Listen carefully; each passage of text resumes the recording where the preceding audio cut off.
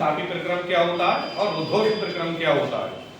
समतापी प्रक्रम जैसे मैंने तुम्हें बताया कि समतापी प्रक्रम वो प्रक्रम होता है या वो प्रोसेस होता है जिसमें पूरे प्रोसेस के दौरान ताप स्थिर रहता है। जो भी सिस्टम हमारे पास है उस सिस्टम का ताप नहीं बदलता है, पूरे प्रक्रम के दौरान ताप स्थिर रहेगा।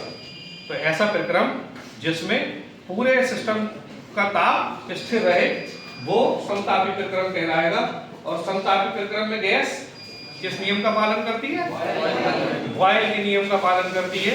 और बॉयल का नियम क्या है? P dot V is equal to नियतांक या P into V is equal to नियतांक। P दाब होता है और V आयतन होता है। ठीक है, तो ये समतापी प्रक्रम की बात हुई। उसके बाद हम रुद्धोष्म प्रक्रम देखें। रुद्धोष्म प्रक्रम क्या होता है? वो प्रक्रम जिसमें पूरे प्रक्रम या वो निकाय जिसमें पूरे प्रक्रम के दौरान ऊष्मा का आदान प्रदान नहीं होता है। किसी भी निकाय का और बाहरी वातावरण का उसमें ऊष्मा का आदान प्रदान नहीं होगा, यानी ना तो निकाय के अंदर की ऊष्मा बाहरी वातावरण में मिल पाती है और ना ही बाहर के वातावरण की ऊष्मा निकाय के अंदर आ पाती है। बाहरी वातावरण से ऊष्मा का आदान प्रदान ना हो ऐसे सिस्टम को हम एडियाबेटिक सिस्टम कहते हैं और ये जो प्रोसेस होता है वो एडियाबेटिक प्रोसेस कहलाता है।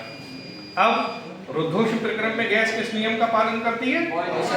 पॉइसन के नियम का पालन करती है। और पॉइसन का नियम होता है P इंटू V की power gamma is equal to constant. P into V की पावर गामा ये नियत रहता है। और ये गामा क्या है? गैस की जो विशिष्ट ऊष्माएं होती है उन दोनों विशिष्ट ऊष्माओं का अनुपात होता है। स्थिर दाब पर गैस की विशिष्ट ऊष्मा Cp और स्थिर आयतन पर गैस की विशिष्ट ऊष्मा Cv। इन दोनों विशिष्ट ऊष्माओं का अनुपात ये गामा कहलाता है। और इस गामा का मान एक परमाणु गैसों के लिए, द्वि परमाणु गैसों के लिए और बहुपरमाणु गैसों के लिए अलग अलग होता है। ये तुम्हारा होमवर्क है, ये करके लाना है। एक परमाणु गैसों के लिए गामा का मान कितना होगा, द्वि परमाणु गैसों के लिए गामा का मान कितना होगा और बहुपरमाणु गैसों के लिए गामा का मान कितना होगा, ये तुम्हें देखना है। अब एक न्यूमेरिकल मैंने आप लोगों को ये सॉल्व किया है। इसमें ये दिया है कि रुद्धोष्म सिस्टम है, एडियाबेटिक सिस्टम है, उस सिस्टम का प्रारंभिक दाब हमें दिया हुआ है 5 × 10⁵ न्यूटन पर मीटर स्क्वायर। और रुद्धोष्म दशा में उस गैस के आयतन को प्रारंभिक आयतन का 1/9 कर दिया जाता है। तो अंतिम दाब क्या होगा? तो चूंकि ये रुद्धोष्म प्रक्रम है और हमने यहाँ पर पढ़ा कि रुद्धोष्म प्रक्रम में गैस पॉइसन के नियम का पालन करती है, तो यहाँ पर P1 V1 की पावर गामा ये बराबर हो जाएगा P2 V2 की पावर गामा। और यहाँ हमें P2 का मान निकालना है, तो P1 V1 की पावर गामा ये तो ऐसे ही कहा और इस V2 की पावर गामा को हम बटे में ले गए, इसके नीचे ले गए। तो P2 इज इक्वल टू हो गया P1 और V1 की पावर भी गामा है, V2 की पावर भी गामा है, हमने इसकी होल पावर गामा कर दिया। अब P1 का मान रख दिया 5 × 10⁵ जो हमें दिया है और V1/V2 का मान 1/9 दिया है, ये हमने 1/9 कर दिया। इसकी पावर गामा, गामा का मान हमें दे रखा है 3/2, यहाँ पर हमने गामा की वैल्यू रख दी।